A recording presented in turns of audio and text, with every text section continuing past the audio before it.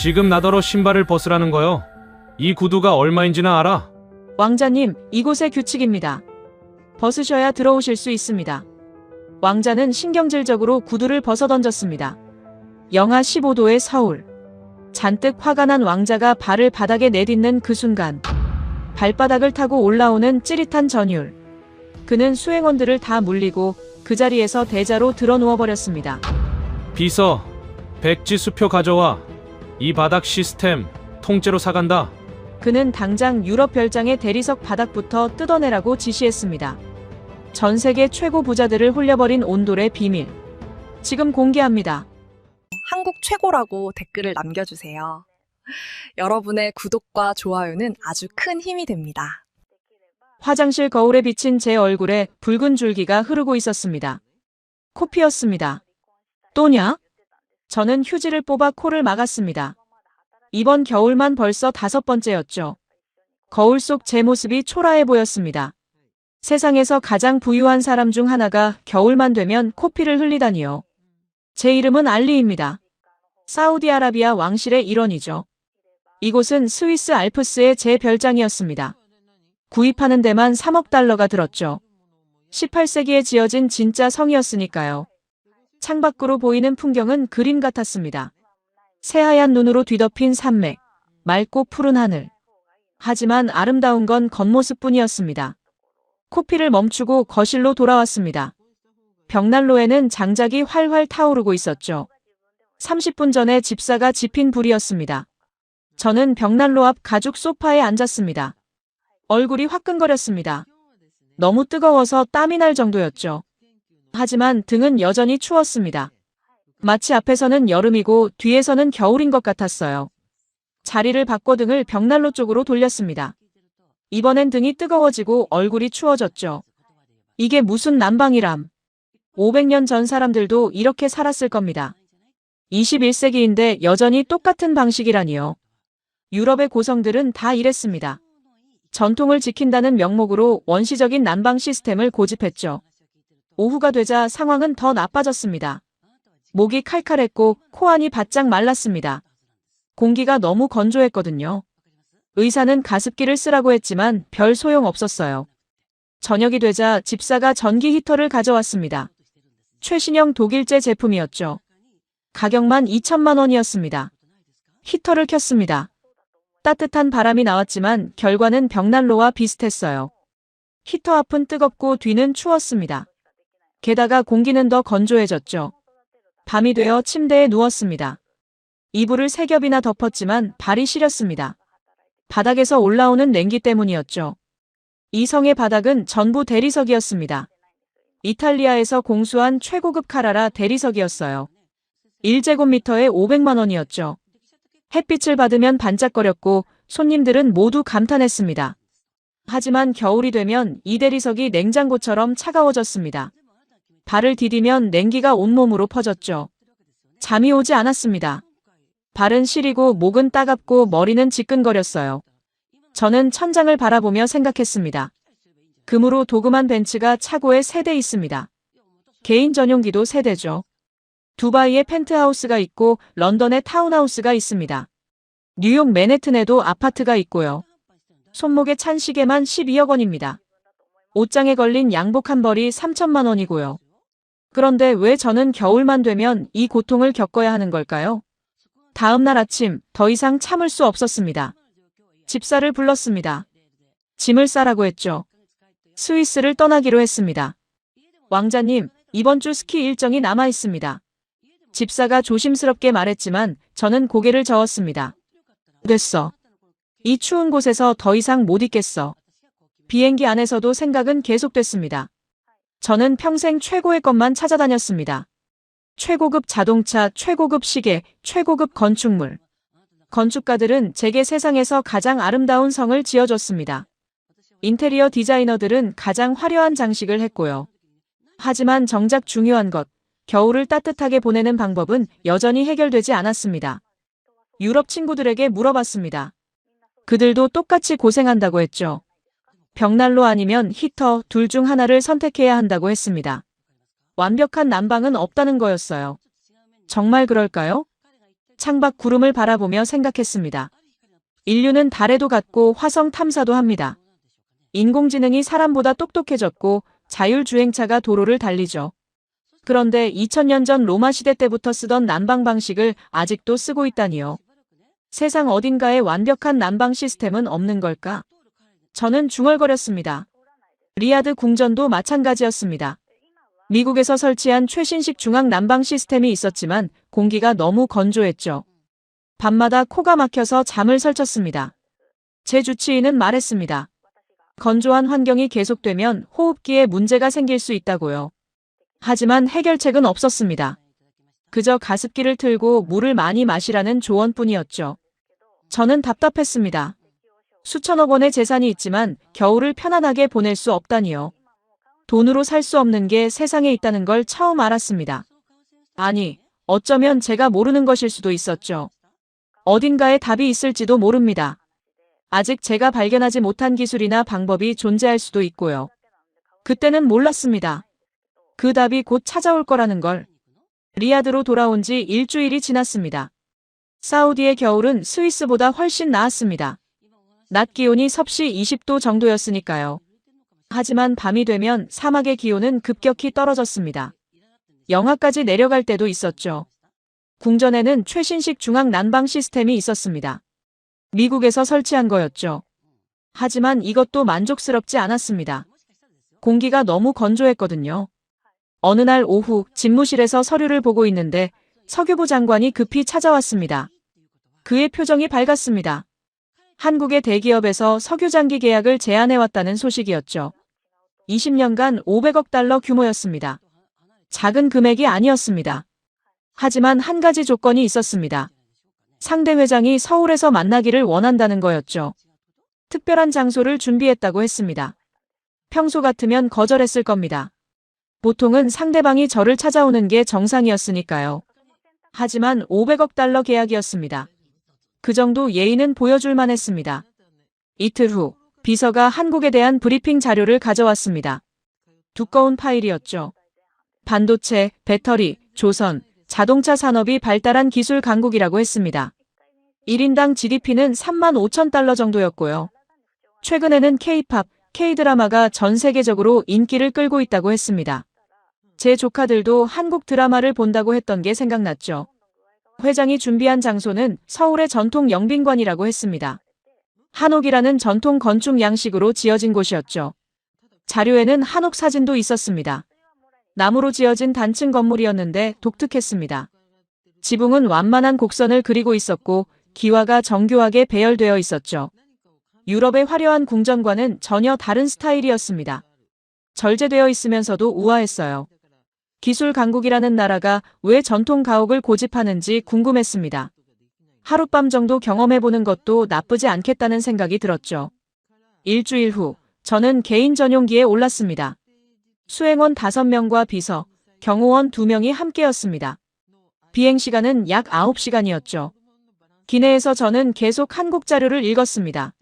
읽으면 읽을수록 흥미로웠습니다. 이 작은 나라가 불과 70년 만에 세계 10대 경제대국이 됐다고 했거든요. 6.25 전쟁 이후 폐허였던 나라가 말이죠. 1인당 GDP가 100달러도 안 됐던 나라가 지금은 3만 5천 달러라니 놀라웠습니다. 인천공항에 도착했습니다. 2월 중순이었지만 날씨가 꽤 추웠습니다. 섭씨 영하 5도 정도였죠. 공항 밖으로 나오자 매서운 바람이 얼굴을 때렸습니다. 고급 벤츠 세대가 대기하고 있었습니다. 저는 뒷좌석에 앉았고 차는 출발했습니다. 서울로 가는 길, 창밖 풍경이 눈에 들어왔습니다. 고층 빌딩들이 즐비했죠. 현대적이고 세련된 도시였습니다. 생각했던 것보다 훨씬 발전되어 있었어요. 1시간쯤 달리자 차는 조용한 골목으로 들어섰습니다.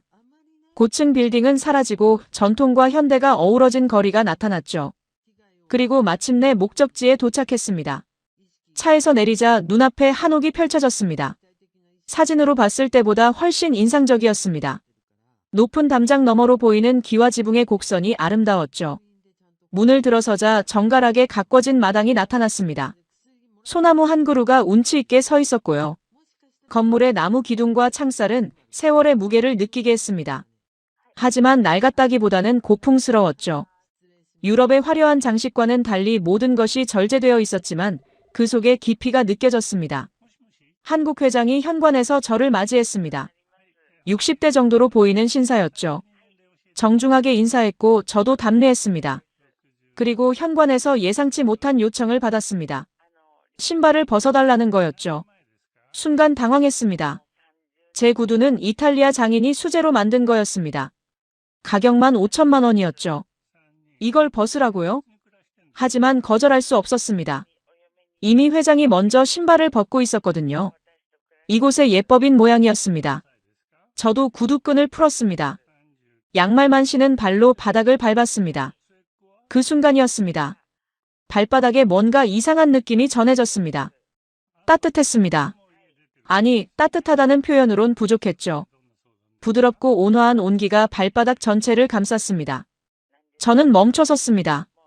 이게 뭐지? 바닥에 히터라도 깔려있나? 회장이 앞서 걸어갔고 저도 따라갔습니다. 한 걸음, 두 걸음. 걸을 때마다 그 온기가 계속 느껴졌습니다. 외관의 아름다움도 놀라웠지만 이 바닥의 온기는 더 놀라웠습니다. 궁금증이 생겼습니다. 이 우아한 한옥에 도대체 무슨 비밀이 숨어 있는 걸까요? 회장이 저를 안내했습니다. 마당을 가로질러 본 채로 향했죠. 걸으면서 주변을 둘러봤습니다. 마당 한쪽에는 항아리 몇 개가 정갈하게 놓여 있었습니다. 장독대라고 하더군요. 또 다른 쪽에는 도락이 있었고요. 건물로 다가갈수록 나무의 결이 선명하게 보였습니다. 기둥마다 세월의 흔적이 느껴졌죠. 하지만 관리가 잘 되어 있었습니다. 낡았다기보다는 품격이 있었어요. 현관 앞에 섰습니다. 문지방이 있었고 그 위로 한지를 바른 문이 보였죠.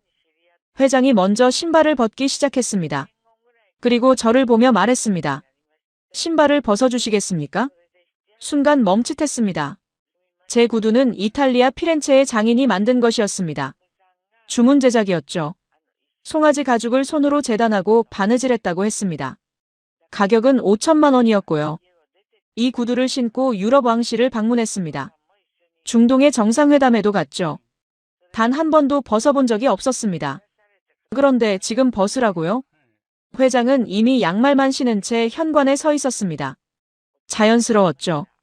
마치 당연한 일인 것처럼요. 거절할 수 없었습니다. 외교적 결례를 범할 순 없었으니까요.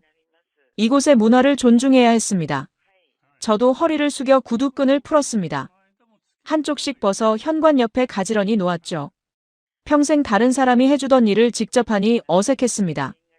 양말만 신은 발이 공기에 노출됐습니다. 2월의 차가운 공기가 느껴졌죠. 회장이 문을 열었습니다. 저는 양말 신은 발로 문지방을 넘었습니다. 그 순간이었습니다. 발바닥에 뭔가가 닿았습니다. 바닥이었죠. 나무 바닥이었는데 이상했습니다. 따뜻했습니다. 아니, 따뜻하다는 표현으론 부족했어요. 온화한 온기가 발바닥 전체를 감쌌습니다. 부드럽게 하지만 확실하게요. 저는 걸음을 멈췄습니다. 스위스 별장의 차가운 대리석이 떠올랐습니다. 아침에 일어나 맨발로 바닥을 디딜 때마다 느꼈던 그 냉기 말이죠. 발가락이 얼어붙는 것 같았던 그 느낌요. 하지만 지금은 정반대였습니다. 바닥이 저를 반겨주는 것 같았습니다. 마치 오래된 친구처럼요. 이쪽으로 오시죠. 회장의 음성에 정신을 차렸습니다. 저는 그를 따라 복도를 걸었죠. 한 걸음, 두 걸음, 세 걸음. 걸을 때마다 그 온기가 계속 느껴졌습니다. 발 뒤꿈치에서, 발바닥 중앙에서, 발가락 끝에서요. 균일했습니다. 어느 한 곳만 뜨겁거나 차갑지 않았어요. 고개를 들어 주변을 살폈습니다. 히터가 보이지 않았습니다. 벽난로도 없었고요. 에어컨 송풍구도 안 보였죠. 그런데 어떻게 이렇게 따뜻할 수 있을까요? 방으로 들어갔습니다. 넓은 공간이었죠. 한쪽 벽면은 전부 창문이었습니다. 창호지를 바른 창이었는데 은은한 빛이 들어왔어요. 바닥에는 방석이 놓여 있었습니다. 의자는 없었죠. 편히 앉으시죠. 회장이 먼저 방석에 앉았습니다. 자연스럽게 양반 다리를 했어요. 저는 주저했습니다. 평생 의자에만 앉아 살았거든요. 바닥에 앉는다는 게 낯설었습니다. 하지만 다른 선택지가 없었습니다. 저도 방석 앞에 섰습니다. 앉기 전에 손으로 바닥을 짚어봤습니다. 나무였죠. 매끄러웠고 따뜻했습니다. 이상하게도 뜨겁지 않았어요. 적당한 온도였습니다. 천천히 무릎을 굽혀 앉았습니다. 엉덩이가 방석에 닿고 허벅지가 바닥에 닿았죠. 온기가 전해졌습니다. 발바닥에서만 느껴지던 그 온기가 이제 엉덩이와 허벅지로도 느껴졌어요. 묘한 기분이었습니다. 스위스 별장의 가죽 소파가 떠올랐습니다. 최고급 이탈리아산 가죽이었죠. 부드럽고 편안했습니다. 하지만 따뜻하진 않았어요. 앉으면 체온으로 천천히 데워져야 했죠. 그런데 이 바닥은 달랐습니다. 이미 따뜻했어요. 제가 앉기도 전부터 저를 기다리고 있었던 것 같았습니다. 회장이 말하기 시작했습니다. 계약 조건에 대해서였죠. 석유 공급량, 가격, 기간. 하지만 집중이 잘 안 됐습니다. 자꾸만 바닥에 신경이 갔거든요. 처음엔 어색했던 자세가 점점 편해졌습니다. 다리를 쭉 뻗어봤어요. 바닥이 넓어서 가능했죠. 허벅지 뒤쪽으로 온기가 전해졌습니다. 다시 양반 다리를 해봤습니다. 의외로 편했어요. 무릎이 바닥에 닿았고 그곳에서도 온기가 느껴졌죠. 왕자님? 회장이 저를 불렀습니다. 제가 대답을 안 했나 봅니다. 아, 죄송합니다.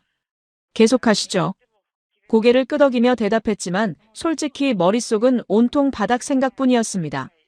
도대체 이게 뭘까요? 히터도 없고 벽난로도 없는데 어떻게 바닥이 이렇게 따뜻할 수 있을까요? 그것도 이렇게 균일하게요? 유럽에서 바닥 난방을 시도한 적이 있다는 얘기를 들었습니다. 하지만 실패했다고 했죠. 너무 뜨겁거나 너무 차가웠고 온도 조절이 안 됐다고요. 그런데 이 한옥의 바닥은 완벽했습니다. 너무 뜨겁지도 않았고 너무 미지근하지도 않았어요. 딱 알맞았습니다. 마치 누군가 정성스럽게 온도를 조절해 준 것 같았죠. 회장의 설명이 끝났습니다. 그가 물었습니다. 조건이 괜찮으신지요? 저는 고개를 끄덕였습니다. 사실 조건이 뭔지 제대로 듣지도 못했어요. 하지만 중요하지 않았습니다. 석유부 장관이 나중에 정리해 줄 테니까요. 지금 제 머릿속엔 한 가지 생각뿐이었습니다. 이 바닥의 비밀이 뭔지 알아내고 싶다는 것. 회장이 차를 권했습니다. 전통 찻잔에 담긴 녹차였죠. 잔을 받아들고 한 모금 마셨습니다. 은은한 향이 입안에 퍼졌어요. 좋았습니다. 하지만 제 주인은 여전히 바닥에 가 있었죠. 앉아있는 동안 온기가 계속 느껴졌습니다. 엉덩이로, 허벅지로, 종아리로. 바닥에 닿는 모든 부위에서 따뜻함이 전해졌어요. 신기한 건 머리는 시원하다는 거였습니다. 스위스 별장의 벽난로를 떠올렸죠. 얼굴이 화끈거려서 땀이 날 정도였는데 여기는 달랐습니다. 아래는 따뜻하고 위는 시원했어요. 이상적인 온도 분포였습니다. 저는 참지 못하고 물었습니다. 히터가 어디 있냐고요? 이렇게 따뜻한데 기계가 보이지 않는다고 했죠. 회장이 미소 지었습니다. 그리고 바닥을 가리키며 설명했습니다. 바닥 아래에 열이 지나가는 길이 있다고 했습니다. 돌과 흙으로 만든 길이라고 했죠. 그 길을 따라 뜨거운 공기가 흐른다고 했어요. 온돌이라고 했습니다. 한국의 전통 난방 방식이라고요. 2000년 전부터 사용해왔다고 했습니다. 2000년이요? 저는 놀랐습니다. 로마 제국 시대부터 이런 기술이 있었다는 말인가요? 회장이 고개를 끄덕였습니다. 한반도의 추운 겨울을 견디기 위해 조상들이 개발한 기술이라고 했죠. 아궁이에 불을 지피면 그 열기가 바닥 아래 고래를 따라 흐른다고 했습니다. 고래라는 단어가 생소했습니다. 회장이 설명했죠. 바닥 밑에 만든 수평 통로라고 했습니다. 열기가 지나가는 길이라고요. 그 열기가 돌과 흙을 데우고 그 온기가 바닥으로 전해진다고 했습니다. 복사열이라고 했죠. 복사열. 물리학 시간에 들었던 단어였습니다. 대류나 전도가 아닌 전자기파로 전달되는 열이라고 배웠죠. 태양 에너지도 복사열로 지구에 도달한다고 했습니다. 그런데 2000년 전 한국 사람들이 이미 이 원리를 알고 활용했다는 건가요? 회장은 말을 이었습니다. 온돌의 장점을 설명했죠. 첫째, 열이 균일하게 퍼진다고 했습니다. 바닥 전체가 열원이 되기 때문이라고요. 둘째, 공기가 건조하지 않다고 했습니다. 직접 공기를 데우는 게 아니라 복사열로 난방하기 때문이라고 했어요. 셋째, 머리는 시원하고 발은 따뜻하다고 했습니다. 두한종혈이라는 말이 있다고 했죠. 이게 건강에 가장 좋은 상태라고 했습니다. 저는 듣고 또 들었습니다. 제가 평생 찾아 헤맨 게 바로 이거였습니다. 균일한 난방, 적정한 습도, 쾌적한 온도 분포. 스위스 별장에서 겪었던 모든 불편함이 여기선 없었습니다. 얼굴만 뜨거운 벽난로도 없었고 공기를 건조하게 만드는 히터도 없었죠. 발을 얼리는 차가운 대리석도 없었습니다. 제 몸이 반응했습니다. 처음엔 양반다리로 앉아 있었는데 어느새 자세가 흐트러졌어요. 다리를 한쪽으로 쭉 뻗었습니다. 허벅지 뒤쪽 전체가 바닥에 닿았죠. 온기가 더 넓게 느껴졌습니다. 회장과 계약 이야기를 계속했지만 집중이 안 됐습니다. 자꾸만 바닥에 신경이 갔거든요. 몸이 점점 이완됐습니다. 어깨에 긴장이 풀렸고 목이 편해졌어요. 평소에 얼마나 긴장하고 살았는지 그제야 깨달았습니다. 유럽 별장에선 항상 몸이 경직되어 있었습니다. 춥고 불편해서 몸을 움츠렸거든요. 어깨는 올라가 있었고 목은 뻣뻣했죠. 하지만 지금은 달랐습니다. 몸이 스스로 편한 자세를 찾아갔습니다. 억지로 바르게 앉을 필요가 없었어요. 바닥이 넓었고 따뜻했으니까요. 차를 한 모금 더 마셨습니다. 목으로 넘어가는 따뜻한 액체가 느껴졌죠. 몸 안팎이 모두 따뜻했습니다. 이런 경험은 처음이었습니다. 평생 럭셔리한 환경에서 살았습니다. 최고급 호텔, 최고급 별장, 최고급 궁전. 하지만 진정으로 편안했던 적은 없었던 것 같습니다. 특히 겨울엔 더 그랬죠. 항상 뭔가 불편했어요. 너무 뜨겁거나 너무 춥거나 너무 건조하거나. 그런데 이곳은 완벽했습니다. 회장이 물었습니다. 온도가 괜찮냐고요? 저는 고개를 끄덕였습니다. 괜찮은 정도가 아니라 완벽하다고 대답했죠. 회장이 또 미소 지었습니다. 온돌의 온도는 섭씨 25도에서 30도 사이라고 했습니다. 사람 체온보다 약간 낮은 온도라고요. 그래서 오래 접촉해도 불편하지 않다고 했죠. 과학적으로 계산된 온도였습니다. 2000년 전 사람들이 어떻게 이걸 알았을까요? 온도계도 없던 시대에 어떻게 최적의 온도를 찾아냈을까요? 경험이었을 겁니다. 수백 년, 수천 년간의 시행착오 끝에 얻은 지혜였겠죠. 저는 감탄했습니다. 유럽은 여전히 500년 전 방식으로 난방을 합니다. 벽난로를 전통이라며 고집하죠. 하지만 한국은 2000년 전 기술을 지금까지 발전시켜 왔습니다. 어느 쪽이 진짜 선진 문명일까요? 회장과의 대화가 끝났습니다.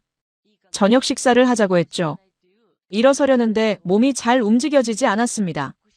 바닥에서 떨어지기 싫었거든요. 이 따뜻한 온기에서 벗어나고 싶지 않았어요. 하지만 어쩔 수 없이 일어섰습니다. 식당으로 이동했죠. 식당 바닥도 따뜻했습니다. 온 집안이 다 온돌이었던 겁니다. 그날 저녁 저는 결심했습니다. 이 온돌이라는 것 꼭 가져가야겠다고. 식사가 나왔습니다. 한정식이라고 했습니다. 작은 접시들이 상위에 가득했죠. 나물, 구이, 조림, 찌개. 색깔도 다양했고 향도 좋았습니다. 하지만 음식 맛에 집중할 수 없었습니다. 바닥 때문이었습니다. 식탁도 바닥에 놓인 낮은 상이었습니다. 의자가 없었죠. 다시 방석에 앉아야 했어요. 앉는 순간 또 그 온기가 느껴졌습니다. 엉덩이로, 허벅지로, 발바닥으로. 온몸으로 따뜻함이 전해졌죠. 수행원들도 함께 앉았습니다. 그들도 처음엔 어색해했어요. 평생 의자에만 앉아 살았으니까요. 하지만 곧 적응하는 것 같았습니다. 저는 젓가락을 들었습니다. 음식을 입에 넣었죠. 맛있었습니다. 신선했고 정갈했어요. 하지만 자꾸 다른 생각이 들었습니다. 스위스 별장의 식당이 떠올랐습니다. 긴 대리석 테이블이 있었죠. 양쪽으로 의자가 12개 놓여 있었고요. 천장엔 크리스털 샹들리에가 걸려 있었습니다. 화려했습니다. 손님들이 오면 모두 감탄했죠. 하지만 식사 내내 발이 시렸습니다.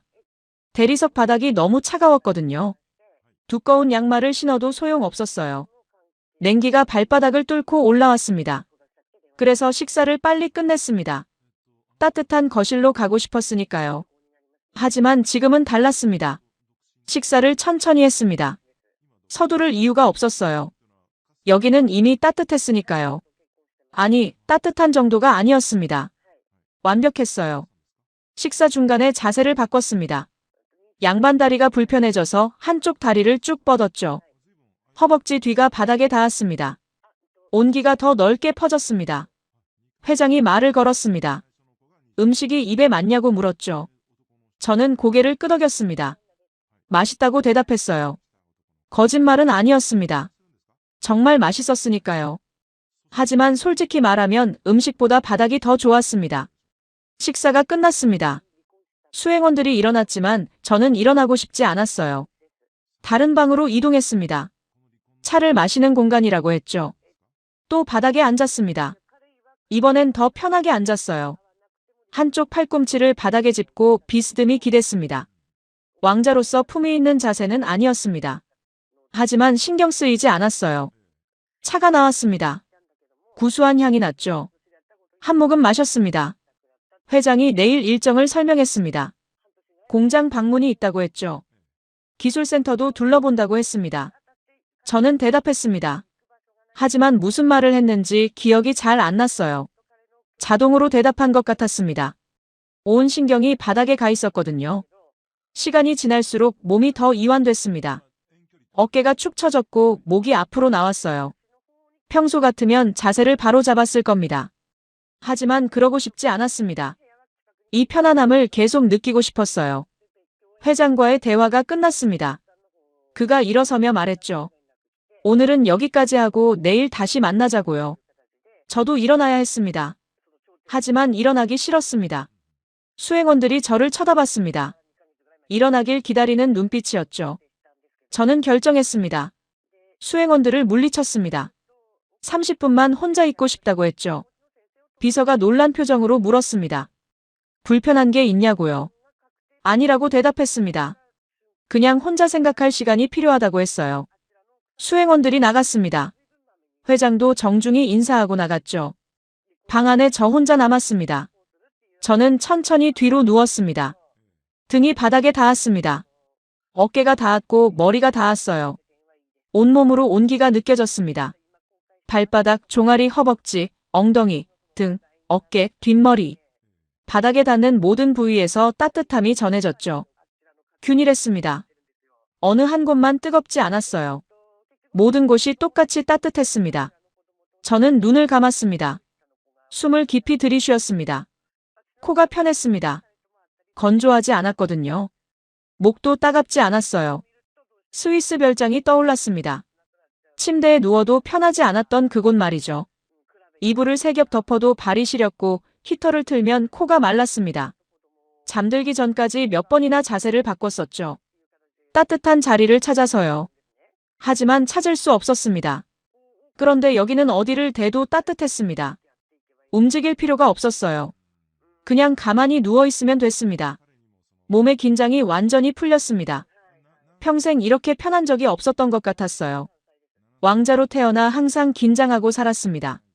왕실의 품위를 지켜야 했고 사람들 앞에서 완벽해야 했죠. 하지만 지금은 아무도 보지 않았습니다. 그냥 한 사람으로 바닥에 누워 있었습니다. 천장을 바라봤습니다. 나무 석가래가 보였죠. 단순했지만 아름다웠습니다. 이게 진짜 럭셔리구나 하는 생각이 들었습니다. 황금으로 치장한 천장이 아니라 따뜻한 바닥. 크리스털 샹들리에가 아니라 온몸을 감싸는 온기. 보이는 화려함이 아니라 느껴지는 편안함. 이게 진짜 난방이구나. 저는 중얼거렸습니다. 평생 찾아 헤맨 답이 여기 있었습니다.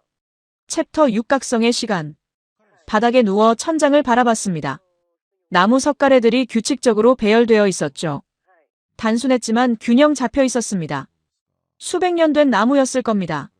세월의 무게가 느껴졌어요. 등에서 온기가 계속 올라왔습니다. 어깨로 허리로 척추를 따라. 온몸이 따뜻했죠. 평생 이런 경험은 처음이었습니다. 문득 두바이의 제 펜트하우스가 떠올랐습니다. 120층 꼭대기였죠. 창밖으로 도시 전체가 내려다 보였습니다. 밤이 되면 빌딩 불빛들이 별처럼 빛났어요. 욕실 변기는 24K 금으로 도금했습니다. 가격만 8억 원이었죠. 손님들이 오면 모두 사진을 찍었습니다. SNS에 올리기 위해서였어요. 저는 뿌듯했습니다. 세상에서 가장 비싼 변기를 가진 사람이라는 사실이 자랑스러웠죠. 하지만 지금 생각해보니 우스웠습니다. 그 금 변기가 저를 따뜻하게 해준 적이 있었나요? 겨울밤 제 발을 녹여준 적이 있었나요? 한 번도 없었습니다. 그냥 보기 좋은 장식품이었을 뿐이죠. 손목시계가 생각났습니다. 스위스 명품 브랜드 제품이었어요. 다이아몬드가 박혀 있었고 무브먼트는 수작업으로 제작됐다고 했습니다. 가격은 12억 원이었습니다. 시계 매장에서 구입할 때 직원이 설명했습니다. 전 세계에 단 10개만 만들어졌다고 했죠. 소유하는 것 자체가 영광이라고 했습니다. 저는 그 말을 믿었습니다. 기분이 좋았어요. 하지만 그 시계가 저를 행복하게 해줬나요? 아니었습니다. 그냥 다른 부자들에게 과시하기 위한 도구였을 뿐이죠. 런던 타운하우스도 떠올랐습니다. 19세기 빅토리아 양식 건물이었습니다. 외벽은 전부 대리석이었죠. 이탈리아 카라라에서 공수한 최고급 대리석이었습니다. 햇빛을 받으면 건물 전체가 반짝였습니다. 지나가는 사람들이 모두 쳐다봤어요. 저는 만족했습니다. 런던에서 가장 아름다운 집이라고 생각했으니까요. 하지만 그 집에서 겨울을 보낼 때마다 고생했습니다. 대리석 바닥이 얼음처럼 차가웠거든요. 아침에 일어나면 발이 시려서 양말을 2겹 신어야 했죠. 아름다움과 편안함은 별개였습니다. 저는 평생 아름다움만 추구했습니다. 편안함은 생각하지 않았어요. 아니, 생각했지만 찾지 못했던 걸까요? 스위스 별장의 그 거대한 벽난로가 떠올랐습니다. 17세기에 만들어진 골동품이었습니다. 구입하는 데만 5억 원이 들었죠. 정교한 조각이 새겨져 있었고 크기가 어마어마했습니다. 친구들이 오면 모두 감탄했습니다. 박물관에나 있을 법한 물건이라고 했어요. 하지만 그 벽난로 앞에서 저는 행복하지 않았습니다. 얼굴만 뜨거웠고 등은 추웠습니다. 연기 냄새 때문에 머리가 아팠고요. 5억 원짜리 벽난로가 제게 준 건 불편함 뿐이었습니다. 지금 제가 누워있는 이 바닥은 얼마짜리일까요? 아마 비싸지 않을 겁니다. 돌과 흙으로 만들었다고 했으니까요. 화려한 장식도 없고 반짝이는 재료도 없었습니다. 하지만 이 바닥이 제게 준 건 완벽한 편안함이었습니다. 눈에 보이지도 않는 시스템이었어요. 바닥 아래 40cm 깊이에 숨어 있었죠. 아무도 볼 수 없었습니다. 하지만 그 보이지 않는 시스템이 제 몸 전체를 따뜻하게 감싸고 있었습니다. 문득 깨달았습니다. 저는 평생 잘못된 것에 돈을 써왔습니다. 보이는 것에만 집착했어요. 다른 사람들이 감탄할 만한 것들만 샀죠. 금 변기, 다이아몬드 시계, 대리석 건물. 왜요? 과시하기 위해서였습니다. 제가 얼마나 부유한지 보여주기 위해서였죠. 하지만 그 물건들이 저를 행복하게 해줬나요? 아니었습니다. 오히려 불편하게 만들었어요. 금 변기는 차갑고 딱딱했습니다. 다이아몬드 시계는 무거웠고요. 대리석 바닥은 겨울마다 저를 괴롭혔죠. 진정한 럭셔리는 눈에 보이는 장식이 아니었습니다. 보이지 않는 곳의 기술이었습니다. 아무도 보지 못하는 바닥 아래에서 조용히 작동하는 시스템. 화려하지 않지만 완벽하게 기능하는 것. 과시할 수 없지만 진심으로 편안함을 주는 것. 그게 진짜 럭셔리였습니다. 2000년 전 한국 사람들은 이미 알고 있었습니다. 중요한 건 보이는 게 아니라 느껴지는 것이라는 걸요. 화려함이 아니라 편안함이라는 걸요. 과시가 아니라 실용이라는 걸요. 유럽은 아직도 몰랐습니다. 여전히 화려한 벽난로를 자랑하고 있었죠. 크리스털 샹들리에를 걸고 대리석으로 바닥을 깔았습니다. 보기엔 좋았지만 살기엔 불편했습니다. 한국은 달랐습니다. 겉은 수수했어요. 화려한 장식도 없고 금박도 없었습니다. 하지만 보이지 않는 곳에 진짜 기술이 숨어 있었습니다. 저는 한숨을 쉬었습니다. 나는 지금까지 뭘 위해 돈을 썼던 건가? 다른 사람들 눈에 띄기 위해서? 부러움을 사기 위해서? SNS에 올릴 사진을 찍기 위해서? 정작 제 자신은 행복하지 않았는데 말이죠. 바닥의 온기가 계속 느껴졌습니다. 변하지 않았어요. 처음 누웠을 때와 똑같이 따뜻했습니다. 이게 진짜구나.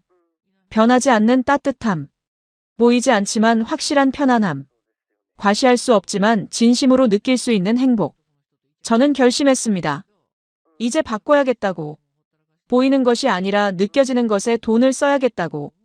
과시가 아니라 진짜 편안함을 추구해야겠다고. 그리고 이 온돌 꼭 가져가야겠다고. 제 모든 집에 이걸 깔아야겠다고. 다음 날 아침이었습니다. 수행원이 저를 깨웠습니다. 회의 시간이 다가왔다고 했죠. 침대에서 일어났습니다. 객실도 온돌이 깔려 있었어요. 맘새 푹 잤습니다. 코피도 나지 않았고 목도 따갑지 않았죠. 20년 만에 가장 편한 잠이었습니다. 씻고 정장을 입었습니다. 회의실로 이동했어요. 회의실도 한옥이었습니다. 넓은 방에 긴 테이블이 놓여 있었죠. 하지만 의자는 없었습니다. 역시 방석이었어요. 한국 회장과 임원들이 이미 와 있었습니다. 저희도 자리에 앉았죠. 또 그 온기가 느껴졌습니다. 바닥에서 올라오는 따뜻함이요. 회의가 시작됐습니다. 서규부 장관이 계약 조건을 설명했습니다. 공급량, 가격, 납기일. 숫자들이 오갔죠. 한국 측 임원이 대답했습니다. 조건을 검토하겠다고 했어요. 몇 가지 조정이 필요하다고 했죠. 협상이 진행됐습니다. 하지만 저는 집중할 수 없었습니다. 자꾸 어젯밤 생각이 났거든요. 바닥에 누워있던 그 순간이요. 온몸을 감쌌던 그 온기가요. 서규부 장관이 제게 물었습니다. 가격 조건이 괜찮냐고요. 저는 고개를 끄덕였습니다. 사실 제대로 듣지도 못했어요. 머릿속엔 온통 바닥 생각뿐이었습니다. 스위스 별장이 떠올랐습니다. 그 차가운 대리석 바닥이요. 겨울마다 저를 괴롭히던 그 냉기가요. 더 이상 그런 겨울을 보내고 싶지 않았습니다. 회의는 계속됐습니다. 1시간, 2시간. 끝날 기미가 보이지 않았어요. 저는 결정했습니다. 더 이상 참을 수 없었습니다. 비서를 불렀습니다. 그가 다가왔죠. 백지 수표를 준비하라고 했습니다. 비서가 놀란 표정으로 물었어요. 석유 계약건이냐고요? 아니라고 대답했습니다. 다른 거라고 했죠. 비서가 가방에서 수표를 꺼냈습니다. 제 앞에 놓았어요. 저는 펜을 들었습니다. 회의실이 조용해졌습니다. 모두 저를 쳐다봤죠. 한국 회장이 물었습니다. 무슨 일이냐고요? 저는 수표에 서명했습니다. 금액란은 비워뒀어요. 백지 수표였죠. 그리고 회장을 바라봤습니다. 이 바닥 시스템을 사고 싶다고 말했습니다. 회장이 당황한 표정을 지었습니다. 바닥이요? 하고 되물었죠. 네, 바닥이라고 대답했습니다. 온돌이라고 했던 그 시스템이요. 회장이 말했습니다. 왕자님, 저희는 지금 석유 계약을 논의하고 있는 중이라고요. 저도 알고 있다고 대답했습니다. 그리고 말을 이었습니다. 석유 계약은 당연히 하겠다고 했죠. 500억 달러 규모, 20년 계약 모두 승인한다고 했습니다. 하지만 조건이 하나 있다고 말했습니다. 회의실이 더 조용해졌습니다. 저는 백지 수표를 회장 앞으로 밀었습니다. 제 사막 궁전 5곳에 온도를 설치해달라고 했습니다. 스위스 별장 3곳에도요. 그리고 두바이 펜트하우스와 런던 타운하우스에도요. 총 10곳이었습니다. 회장이 놀란 표정으로 저를 쳐다봤습니다. 임원들도 웅성거렸어요. 저는 계속 말했습니다. 비용은 묻지 않겠다고 했습니다. 이 수표에 원하는 금액을 쓰면 된다고 했죠. 10억이든 100억이든 상관없다고 했습니다. 단 한 가지 조건이 있었습니다. 당장 시작해달라는 거였습니다. 회장이 잠시 생각하더니 말했습니다. 온돌은 단순한 제품이 아니라고 했어요. 시공기술이라고 했죠. 각 건물의 구조를 분석해야 하고 현지 기후를 고려해야 한다고 했습니다. 시간이 걸린다고 했어요. 얼마나 걸리냐고 물었습니다. 건물 하나당 최소 석 달이라고 했습니다. 10곳이면 1년 정도 걸릴 거라고 했죠. 괜찮다고 대답했습니다. 기다리겠다고 했어요. 회장이 물었습니다. 왜 이렇게까지 온도를 원하냐고요? 저는 솔직하게 말했습니다. 평생 추운 겨울에 고생했다고 했습니다. 유럽의 벽난로도 써봤고 최신 히터도 써봤다고 했죠. 하지만 만족스러운 적이 없었다고 했습니다. 어젯밤 이 바닥에 누웠을 때 처음 알았다고 말했습니다. 진짜 난방이 뭔지요. 진짜 편안함이 뭔지요. 회장이 미소 지었습니다. 온돌은 2000년 전부터 한국 사람들이 써온 기술이라고 다시 한번 설명했습니다. 조상들의 지혜라고 했죠. 저는 놀랐습니다. 2000년 전이요? 다시 물었죠. 회장이 고개를 끄덕였습니다. 삼국시대부터 기록이 남아있다고 했어요. 어쩌면 그보다 더 오래됐을 수도 있다고 했습니다. 충격이었습니다. 유럽은 지금도 중세시대 벽난로를 쓰고 있었습니다. 500년 전 방식 그대로였죠. 하지만 한국은 2000년 전부터 이미 완벽한 난방 시스템을 가지고 있었습니다. 어느 쪽이 더 선진 문명일까요? 회장이 말했습니다. 계약서를 준비하겠다고 했어요. 온돌 시공 계약서를요. 저는 고개를 끄덕였습니다. 그리고 덧붙였습니다. 한 가지 더 부탁이 있다고요. 회장이 물었습니다. 무엇이냐고요? 제 친구들에게도 소개해주고 싶다고 말했습니다. 사우디 왕실 친척들이요. 아랍에미리트 왕자들도요. 카타르 부호들도요. 모두 저처럼 겨울 난방 때문에 고생하고 있었습니다. 회장이 웃으며 대답했습니다. 언제든 환영한다고 했죠. 그날 오후 2개의 계약이 체결됐습니다. 하나는 500억 달러 규모의 석유 계약이었습니다. 다른 하나는 제 10곳의 집에 온돌을 설치하는 계약이었죠. 저는 만족했습니다. 드디어 찾았습니다. 평생 찾아 헤맨 답을요. 6개월이 지났습니다. 리야드 궁전의 제 침실이었습니다. 겨울이 다시 찾아왔죠. 창밖 온도계는 영하 5도를 가리키고 있었습니다. 사막의 밤은 이렇게 추웠어요. 작년 같았으면 히터를 틀었을 겁니다. 그리고 코피를 흘렸겠죠. 하지만 올해는 달랐습니다. 침실 바닥에 온돌이 깔려 있었습니다. 저는 얇은 이불 하나만 덮고 누워 있었습니다. 두꺼운 담요도 필요 없었고 히터도 필요 없었어요. 바닥에서 올라오는 온기가 온몸을 감싸고 있었습니다. 천장에 유리창을 설치했습니다. 한국 회장의 제안이었죠. 온돌 위에 누워 별을 보면 좋을 거라고 했습니다. 정말 좋았습니다. 사막의 밤하늘은 맑았습니다. 별들이 쏟아질 것 같았죠. 은하수도 선명하게 보였어요. 발은 따뜻했고 머리는 시원했습니다. 공기는 건조하지 않았고요. 완벽했습니다. 이게 천국이다 하고 중얼거렸습니다. 6개월 동안 한국 기술자들이 일했습니다. 리야드 궁전을 시작으로 다른 궁전들도 차례로 시공했죠. 쉽지 않은 작업이었습니다. 사막의 기후를 고려해야 했고 기존 건물 구조도 분석해야 했어요. 바닥을 전부 뜯어내고 다시 깔았습니다. 하지만 결과는 완벽했습니다. 스위스 별장도 끝났습니다. 지난주 다녀왔죠. 그 차가운 대리석 바닥이 사라졌습니다. 이제 따뜻한 온돌 바닥이었어요. 벽난로도 치웠습니다. 더 이상 필요 없었으니까요. 친구를 초대했습니다. 영국 귀족이었죠. 그는 제 별장을 자주 방문했었습니다. 신발을 벗으라고 했더니 의아해했어요. 왜 갑자기 신발을 벗냐고 물었죠. 그냥 해보라고 했습니다. 그가 구두를 벗고 바닥을 밟았습니다. 표정이 변했어요. 이게 뭐냐고 물었습니다. 바닥이 따뜻하다고 했죠. 온돌이라고 설명했습니다. 한국의 전통 난방 시스템이라고요. 그는 그날 저녁 내내 바닥에 앉아 있었습니다. 소파를 권해도 거절했어요. 며칠 후 그에게서 연락이 왔습니다. 자기 성에도 온돌을 설치하고 싶다고 했죠. 한국 회장 연락처를 달라고 했습니다. 비슷한 일이 계속 일어났습니다. 두바이 펜트하우스를 방문한 아랍에미리트 왕자도 똑같이 물었습니다. 런던 타운하우스에 온 프랑스 백작도요. 모두 온돌을 원했습니다. 한국 회장에게 연락했습니다. 문의가 너무 많다고 했죠. 대응할 수 있냐고 물었어요. 회장이 웃으며 대답했습니다. 기술자를 더 훈련시키겠다고 했어요. 유럽과 중동에 지사를 열 계획이라고 했습니다. 저는 기뻤습니다. 이제 제 친구들도 저처럼 따뜻한 겨울을 보낼 수 있겠죠.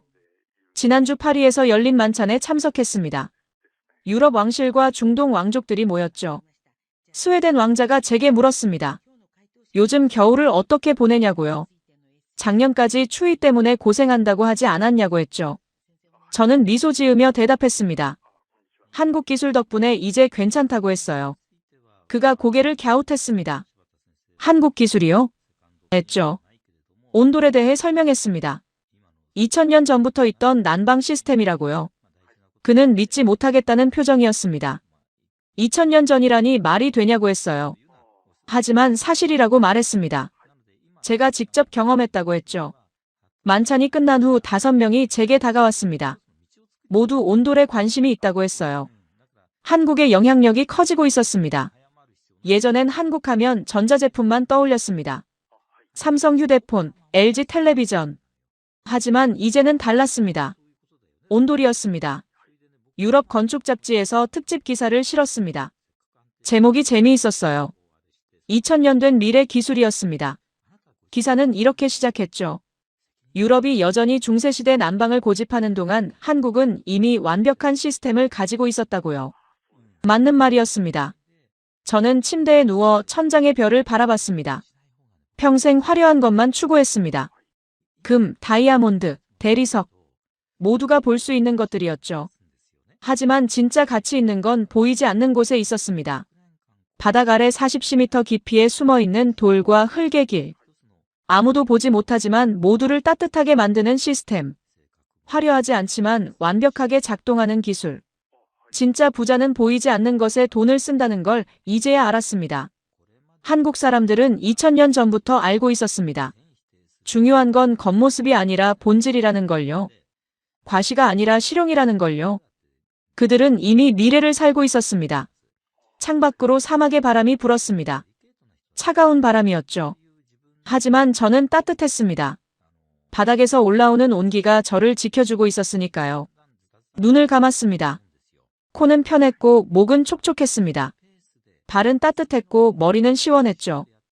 20년 만에 처음으로 완벽한 겨울이었습니다. 이게 천국입니다 하고 다시 한번 중얼거렸습니다. 그리고 깊은 잠에 빠져들었습니다.